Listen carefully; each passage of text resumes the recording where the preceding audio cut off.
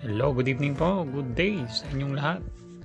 Meron po akong request ng gawa nitong video na to at short presentation, short video doon sa mga gumagamit ng Zoom meeting. Kasi may mga issue sila minsan na hindi nila na pag nag-play sila ng audio doon sa kanilang laptop dahil sila yung host. Hindi nila makuha yung kung ano yung i-click doon sa Zoom application para magkaroon ng audio out yung kanilang PC or yung laptop or computer so paano ini-enable yon? So ganito po meron akong maiksing video tutorial ngayong araw na ito at i-share ko sa inyo. I hope na may matutunan kayo at may mapulot na information dito sa napaka-iksing video tutorial ko. Okay? So una is maglalagin tayo dun sa Zoom. Okay? So meron tayong Zoom. For example, kukunin ko lang yung link ko ng aking Zoom. Okay?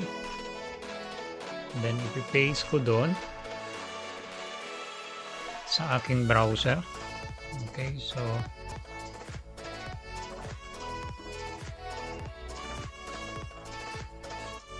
ayan yung aking background pala naka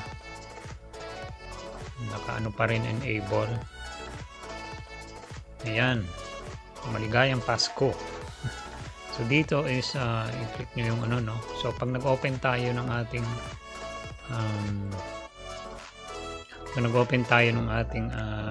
Zoom at mag-share screen tayo for example.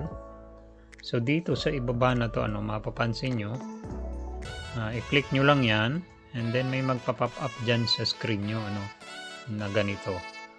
So either yung screen 1 kung kayo may mga multiple screen or naka-dual screen, mag-a-appear din siya dyan and then dito sa ibabang side niya makikita nyo itong dalawang option na ito na naka-box.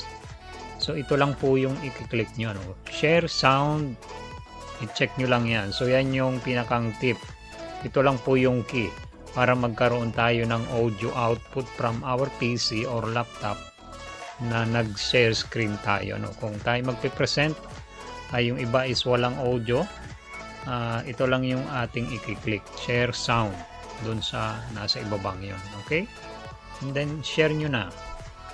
So lalabas na ganun lang yung inyong at pag nag-play na kayo halimbawa ng audio nyo, YouTube or any presentation na meron siyang sound, ayun, so naka-enable na po siya dun ayan, so simple lang, ganun lang po yung ating short presentations and then I hope na meron kayong napulot kasi may nag-request po nito sa akin na isang member ko rin na paano po sir Mike yung pag nag-share screen ako walang audio yung aking piniplay. So ayan, so ito po yung short na tutorial ko is I hope na meron kayong matutunan po.